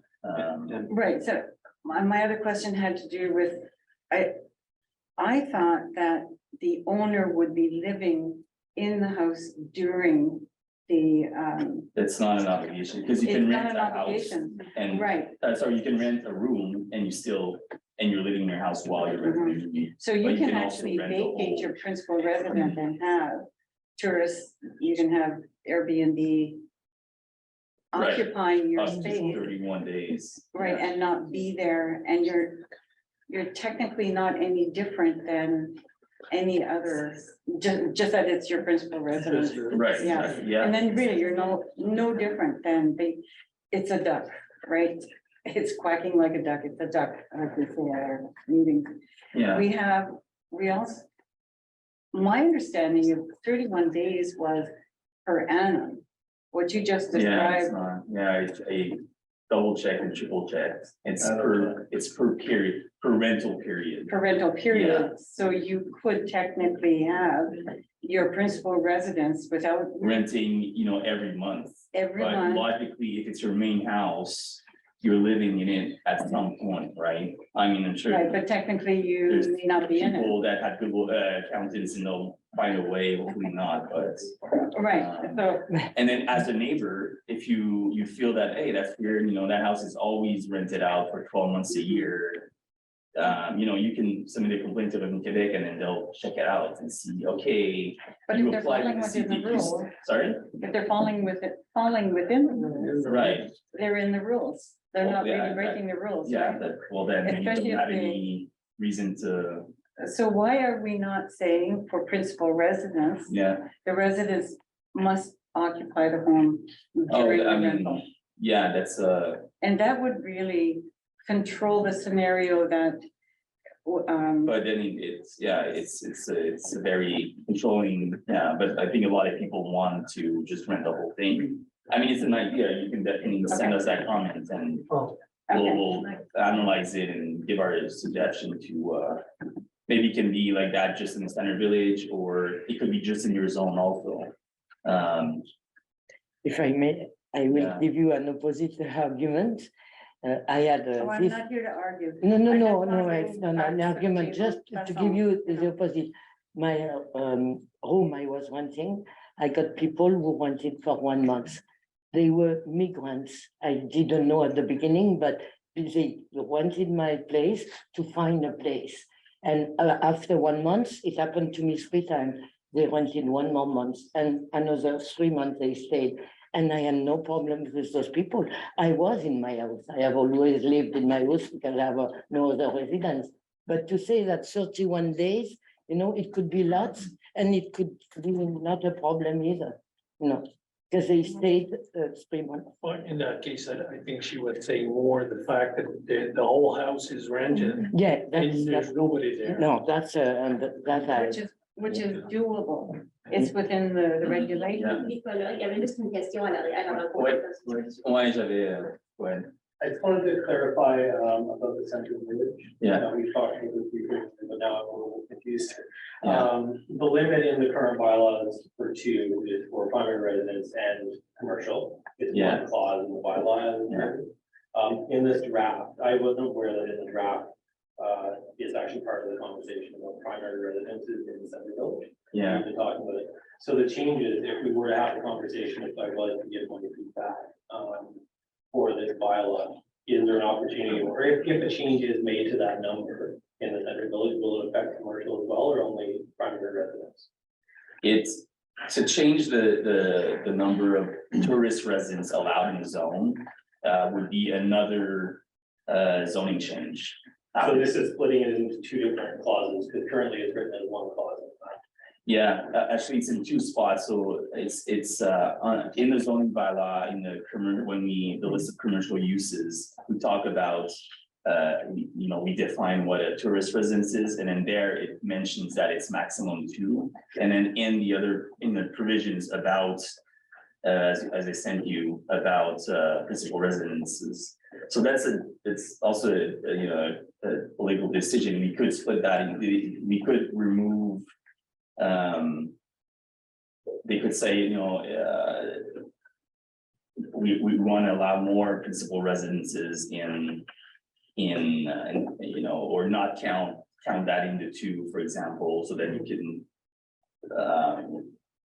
It is. No, I understand that, that could be a separate zoning amendment, I understand that, it's just, I was trying to understand in this new draft that's going on. right now, because of the way the clauses are currently written, in the master plan, it says there's a limit of 2 for primary and tourist accommodations, it's one number for 2 things.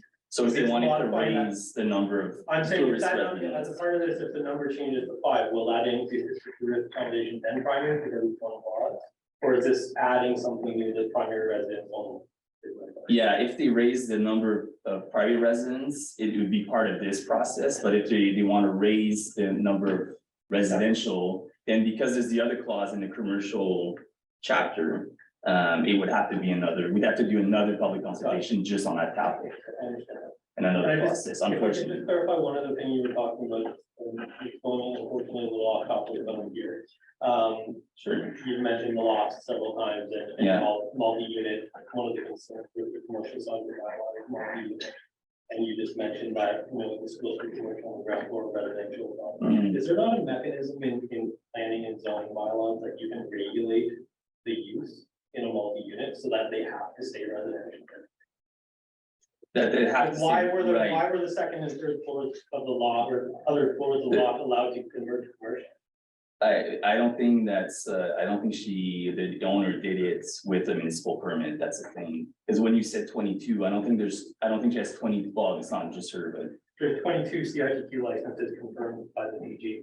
But they might, right, because at the time, but they might not have been approved by the municipality. Because the process before was you apply to the CTQ first, and then you would come to see us. And then the owners, Yeah. just didn't come to see the municipality. So then we've learned years later that, oh my God, these supposedly apartments are now being used. And then you see their I'm website. just asking for the future, from a Yeah. planning perspective, are you not able to restrict the use? That when you approve a zone, Yeah. multi-use residential commercial building, Yeah, are you not allowed to say that it has to always have 25 residential units?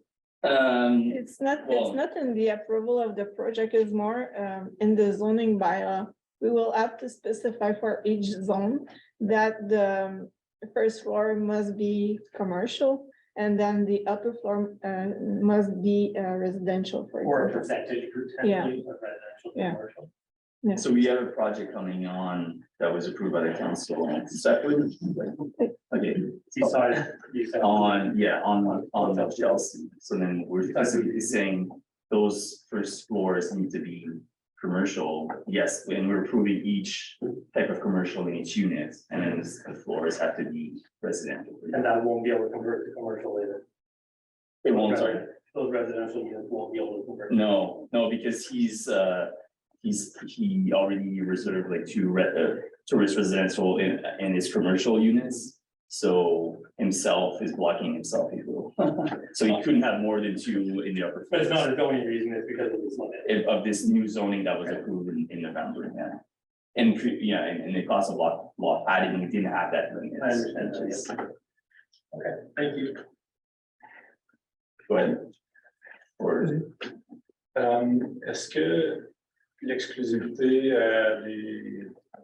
des rentals pour durée à des résidences principales, est-ce que c'est quelque chose de municipal ou c'est quelque chose de provincial?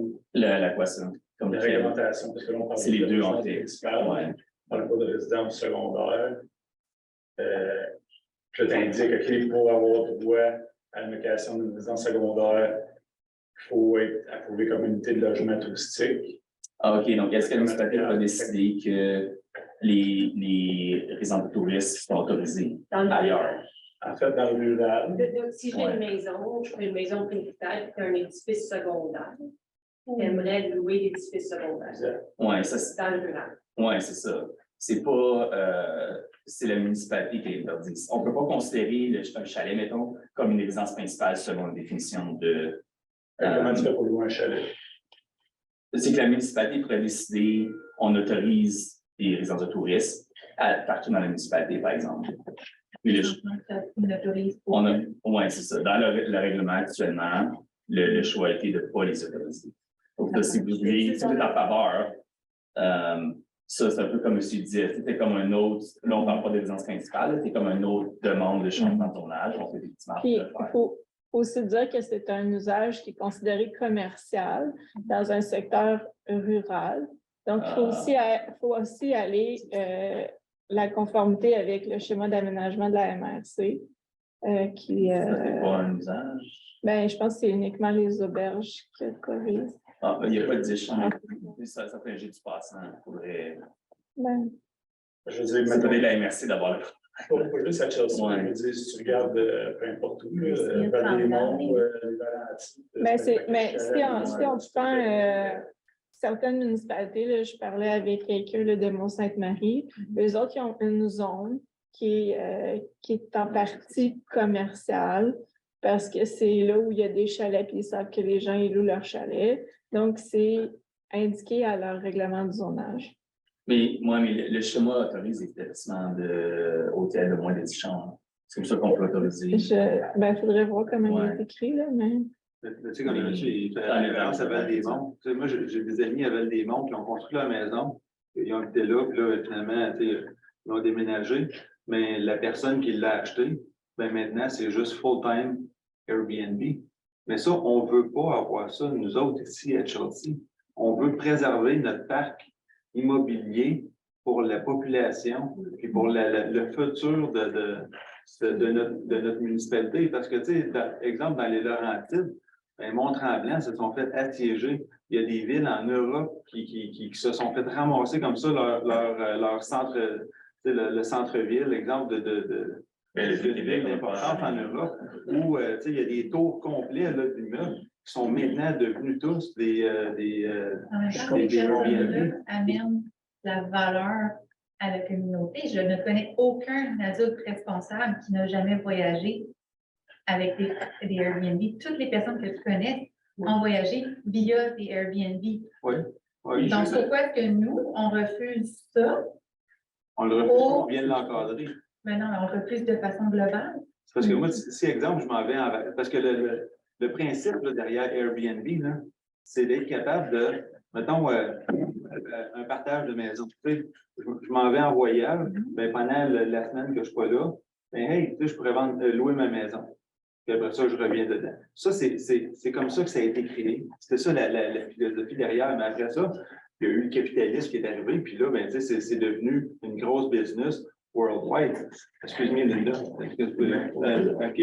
Mais au-delà de ça, je pense qu'il y a un paquet de chalets. Je ne sais pas qu'est-ce que tout le monde là, ils vont faire de résidence secondaire. Je ne pense pas que c'est toutes des résidences principales qu'on a le long de la rivière. Je pense qu'il y a beaucoup de gens de l'Ontario qui ont un chalet.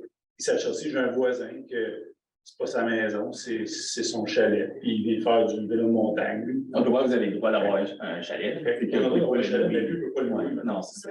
Selon le règlement. Mais location à long terme, oui, c'est une autre chose. Donc, si vous avez une deuxième maison, vous avez votre résidence.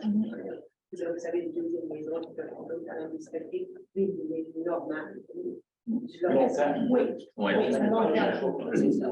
C'est ça. Pas à court terme, mais à long terme, oui, ça c'est ouvert à tout le monde tout le temps, il n'y a pas de restriction. Je voulais donner l'exemple, tu sais, à Kamouraska, où est-ce que je viens, là, une maison sur 10 est rendue Airbnb. On peut dire, ça apporte le tourisme, apporte de l'argent à la communauté, mais ça provoque le fait qu'il n'y a plus d'enfants qui vont à l'école. Il n'y a plus d'enfants, il n'y a plus de famille pour faire vivre des parents. Donc, ça dévitalise le village. Fait que c'est sûr que c'est un cas extrême, mais moi, je suis assez sensible à qu'on se rende pas là.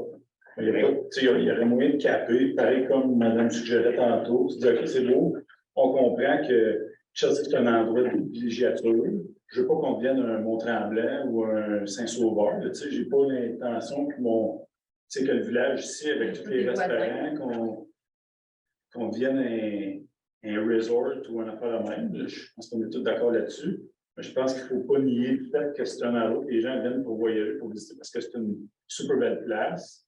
Puis on pourrait dire, regarde, on cape à 30% le nombre de résidences secondaires qui peuvent être louées, puis on cape à une durée minimale. Je ne sais pas jusqu'à quel point la municipalité peut gérer ça, mais moi non plus, je n'ai pas le goût d'avoir un chalet que je loue une fin de semaine qui se fait trasher par des jeunes dans la vingtaine. Tu sais, je vais par la faculté d'Ottawa, je vais louer pour un minimum d'une semaine pour quelqu'un qui est en voyage ou quelqu'un de Toronto qui a voulu venir passer une semaine sur le bord de la rivière Gatineau. Comme, je ne vois pas pourquoi on se permettrait pas ça.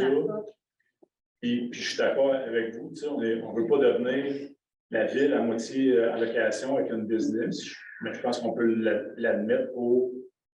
C'est-tu 5 résidences par district, c'est-tu 10 résidences par district capé? Je ne sais pas c'est quoi le bon chiffre, mais je pense qu'il ne faut pas se mettre la tête dans le sable parce qu'il y en a des chalets. Puis je suis convaincu que dans le site de Airbnb actuel, il y en a plusieurs qui sont des résidences secondaires actuellement. En tant que jeune famille, nous, quand on voyage, on va tout le temps dans les Airbnb et je trouve ça dommage qu'à Chelsea, on dit non, nous, on ne fait pas. Donc, on n'offre pas aux autres personnes la possibilité de venir vivre la beauté que l'on a. Parce qu'on va se dire, en tant que dans un Airbnb, tu as une flexibilité, tu as un confort, tu as une liberté que tu n'as pas dans un hôtel. Donc, d'empêcher ces voyageurs-là de venir voir notre belle région qui vont peut-être un jour vont vouloir s'établir ici, sous peine d'avoir peur que peut-être qu'ils vont faire trop de bruit. Je trouve ça vraiment dommage, je trouve ça vraiment restreignant. Non, mais on ne l'empêche pas, on vient de l'encadrer. Et au lieu de le permettre, comme le gouvernement nous propose, mur à mur, partout, bien, nous, on veut commencer plus moderne et s'assurer de bien l'encadrer. Et après ça, tu sais, on continue à chaque année, tu sais, on en ajoute 5. Mais, puis, tu sais, aussi, Mme Landry, tantôt, a mentionné, tu sais, c'est important aussi d'avoir du logement. Donc, c'est pour ça que les espèces mettons, on va dire, le walkout basement, ben, c'est pour ça que ça ne devient pas accessible dans la location à court terme. Si, par exemple, j'ai ma maison avec une extension à côté qui a une porte indépendante, ben, ça non plus. Mais ça, par exemple, je pourrais le louer à long terme à un étudiant, à une personne aînée, à un travailleur solo ou quelqu'un qui veut venir s'établir à Chelsea, puis louer 12 mois, puis rester là. Ça, oui, ça, c'est possible. Moi, si j'ai un sous-sol avec une porte attenante, je pourrais là, louer. Comme si j'ai une section à côté de ma maison, le long terme, on le permet. Mais on ne veut pas que tous ces logements-là deviennent uniquement du court terme. Dans c'est pour ça qu'on dit, on fait un paquet de résidents secondaires à Chelsea, là, de nous permettre de les louer. C'est juste se mettre la tête dans le sable. On n'est pas un endroit, on n'est pas à Montréal, on n'est pas à New York, on est une place de villégiature. Il y a des gens qui viennent visiter et qui viennent pour faire. Je dis, c'est probablement un gap dans la réglementation que dans un an, il y a du monde qui vont arriver et vont dire ah, OK, je peux plus louer mon chalet maintenant parce que j'habite à Toronto, puis je suis sûr qu'il y en a plein de monde qui habitent à Toronto et qui ont des places ici, puis qui louent avant, puis ils vont réaliser OK, je peux plus louer, ce qu'on fait, c'est que j'étais là depuis toujours, j'ai tout le temps fait. Ils vont peut-être vendre à des gens qui vont pouvoir acheter si je ne sais pas. Mais je pense qu'il y a un gap dans le règlement. L'ancien conseil refusait partout, comme la ville de Magog vient de faire. Là, nous, le conseil, ben, on a une certaine sensibilité. Le département d'organisme nous a proposé 5. Et nous, on a dit, ben OK, 5, mais 5 par district, fait qu'on va aller à 30. Fait que c'est déjà plus. Mais comme la conseillère Chan a mentionné tantôt, on veut y aller en plus petit au lieu de créer vraiment, peut-être une problématique. Puis après ça, c'est difficile de ramener ça. Donc, on y va. C'est un genre de projet pilote. On voit comment ça fonctionne. Puis après ça, ben, on va se réguler avec le temps. Au moins, on part en quelque part. On le permet à certains endroits. Monsieur le maire. Oui, merci. Monsieur le maire, je pense qu'on doit féliciter tout le monde parce que c'est vrai que vous en donnez de l'information et que les sessions d'information sont là. Moi, par rapport au règlement tel quel, la grosse inquiétude, c'est vraiment la location quand on loue la maison au complet. Si on le présente, on dit qu'on veut sauver pour que les gens puissent continuer à avoir des places pour demeurer. Puis là, tout ce qu'on parle, c'est de louer la résidence au complet à prix d'un mois à la fois. Je pense qu'on devrait régler ça. Par contre, je sais que Ténéki avait présenté ça avant, des gens qui veulent avoir cette facilité-là pour avoir un revenu d'appoint, ça, je suis totalement d'accord. C'est là qu'il va falloir réguler, puis je pense pas, madame, que ça l'empêcherait de contrôler ça, ça n'empêcherait pas du monde de venir ici, puis de louer si vous voulez louer. Mais c'est quand on loue au complet, il n'y a plus de supervision. On a beau dire on va appeler la police, là, mais là, le problème n'est pas lié. L'autre chose, c'est le registre. J'ai eu une crise urticaire que Nicolas a parlé du registre. Puis moi, ce que Mme Chan a dit, c'est pas le but de défaire la baille-là. Un coup qu'on s'en va là, on aimerait avoir entendu les citoyens. Puis je vais répéter quelques arguments que j'ai amenés quand il y a eu le dernier registre. Vous avez dit un jour maximum. Moi, la façon dont j'interprète la loi, ça dit minimum un jour. Tu peux donner plus qu'un jour. Là, si on ne fait pas plus qu'un jour, ça va être compliqué parce qu'il y en a qui vont être pour, il y en a qui vont être contre, puis là, on parle de zone. C'est pas comme le master plan, le plan d'urbanisme, ça va être pas mal plus compliqué. Moi, je donnerais 2 jours, puis je donnerais peut-être au moins permettre qu'une fin de semaine, le monde peut se voir. Supposons qu'on le fait le vendredi puis samedi, ça va donner une bonne chance. Quel autre point je voulais faire sur le plan d'urbanisme? Oui. La dernière fois, ce que j'avais trouvé qui avait été super bien fait par vous autres, c'est la consolidation de tous les commentaires. Puis, un des gros arguments qu'on a présenté, notre association, puis un des problèmes qu'on avait vu, c'est là d'expliquer quels avaient été les commentaires et pourquoi qu'on avait modifié la baille là. Ça, là, ça avait été très rapide, pas trop annoncé le registre, c'est là qu'on n'a pas eu le temps de rassurer tout le monde, parce que je m'étais fait poser par un journaliste de Radio-Canada. Pensez-vous qu'on aurait gagné, ben pas gagné, c'est pas gagné, qu'on aurait eu le nombre de votes pour aller en référendum? Puis ma réponse, ça avait été aux journalistes, je ne crois pas, parce que si on avait été capable d'expliquer les pour, les contre des changements, je pense que les gens auraient été rassurés, puis ils ne seraient pas venus voter. Je pense que c'est ça qui est important. Il va falloir arriver, oui, prendre les commentaires, puis ça va être difficile parce qu'il y en a qui sont pour, il y en a qui sont contre les Airbnb. Fait que comment vous autres allez gérer ça, il va falloir bien l'expliquer. Oui, premièrement, dans ce cas-là particulier, il y a beaucoup de mauvaises comme misinformation qui, même dans les médias, comme ils ont fait des erreurs, ils ont mis des choses qui n'étaient pas vraies sur leur site web. Il y a plusieurs cas, comme il y a des courriels qu'on a vu plus tard qui avaient été comme passés dans les différents quartiers. Toi, tantôt, j'ai mis l'accent sur le fait que si vous êtes d'accord avec la réglementation, on n'est pas signé. Parce que la dernière fois, il y en a aussi qui ont compris que le registre, c'était le référendum. Comme il y avait comme une confusion entre c'est quoi un registre et quoi un référendum. Les gens sont signés en pensant comme si je ne signe pas, si je perds mon vote, quelque chose comme ça. L'autre problème aussi, c'est qu'on l'annonce du registre avait été faite, je pense, 8 jours d'avance. C'est 10 jours d'avance.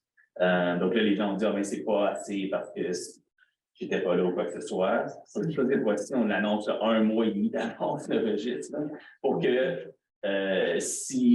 pour que les gens ils s'organisent finalement pour qu'ils trouvent une heure dans la journée du 29 pour se présenter. Est-ce que moi, j'ai toujours compris que c'était seulement une journée, un registre. Est-ce que c'est vrai que ça peut être plus que comme une journée? Non, c'est vraiment la loi qui détermine le nombre de jours. C'est juste une journée. Mais par contre, oui, on va en reparler là, mais Il n'y a rien qui dit que tu ne peux pas le faire sur 2 jours. Ça dit le minimum. Ça dit s'il y a tant de personnes qui doivent voter, 1 jour minimum, puis après ça, ça va jusqu'à 5 jours. non.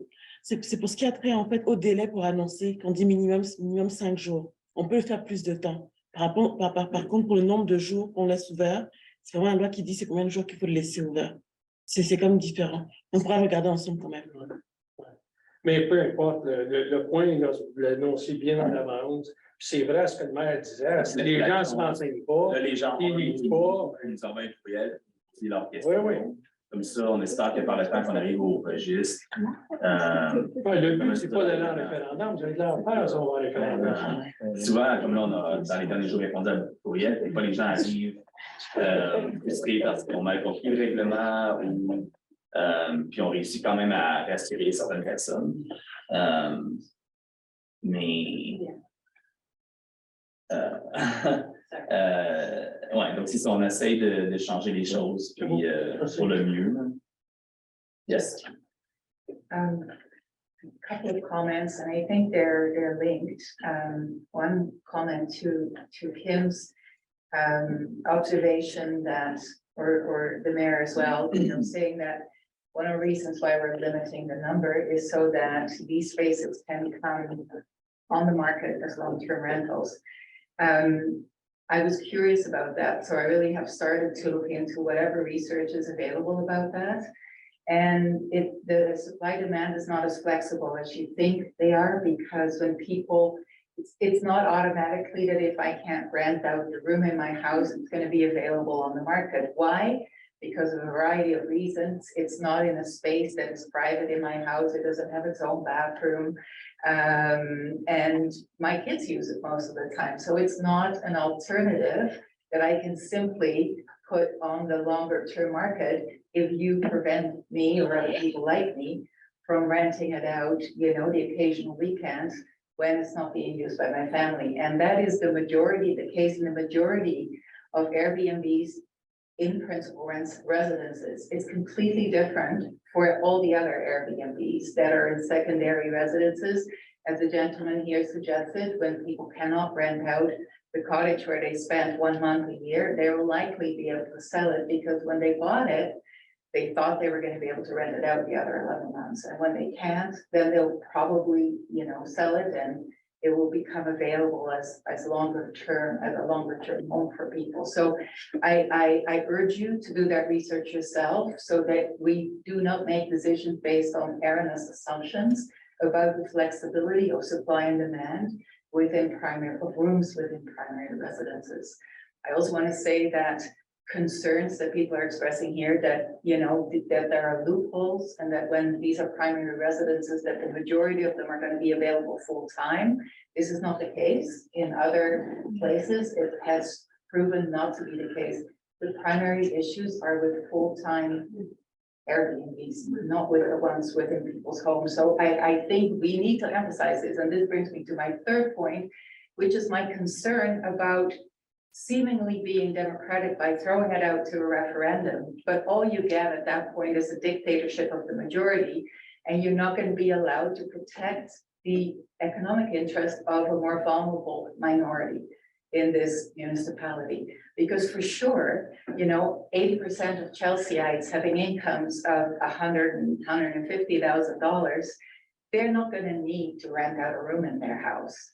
They're going to be preoccupied mostly that they are going to have to listen to people partying. But the referendums will be by zone. So if there is a referendum, it won't be across the whole. It makes no Chelsea. difference, because in Chelsea Park, for example, you might have two single parents, and I don't know whether the lady there, what her economic status is, but you might have 2 or 3 people who bought their home thinking that they would be able to rent out a room, and then they're faced with the dictatorship of the majority that, you know, are gonna not make it possible for them to do this, and they wouldn't, you know, bother them at all. So I really think that we have to be careful to not simply say, well, as a council, we're just listening to the majority of the votes. Thank you for saying that, and I'm in the same vulnerable position, definitely don't make any more close to a high income, single parents. I bought my house a long time ago, inflation is kicking my butt. I just need some help, I'm desperate, and you know, please consider people like that. Also, the fastest growing group of hosts in Airbnb are retired people on fixed incomes.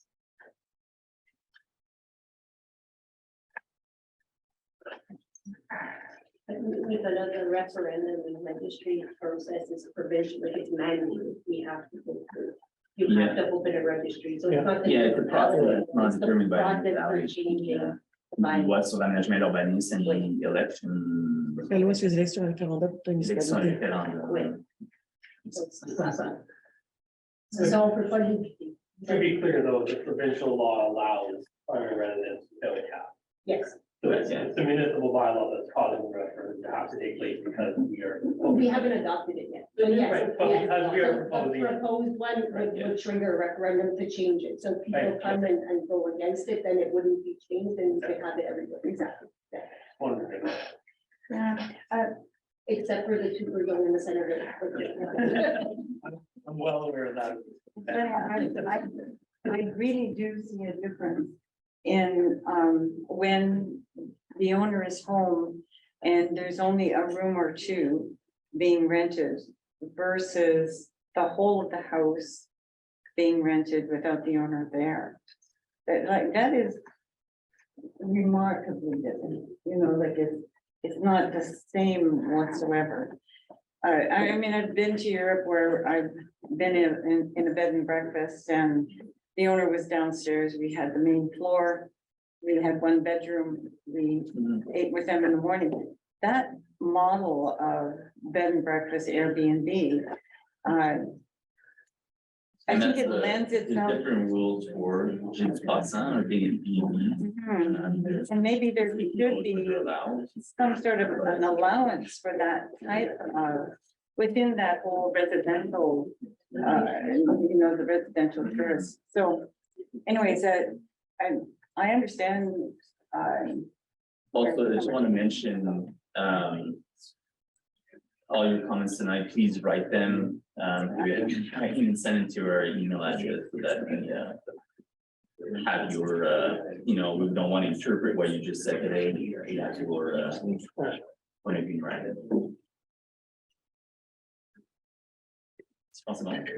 Any more questions? No. Merci beaucoup pour votre présence. Thank you very much for your time tonight. Puis en bout de ligne, I hear what you say, I hear what you say. The dictatorship, you know, if ever we see that something is, because every decision that we take them for the whole municipality, not just for a restricted group. So council will analyze that and will take the good decision according to that. So because we know that we have all kind of family, single families, you know, double family, low income, high income. So we have all that area of community, and we need to take the best decision that are aligned for the whole community and not just for a given group.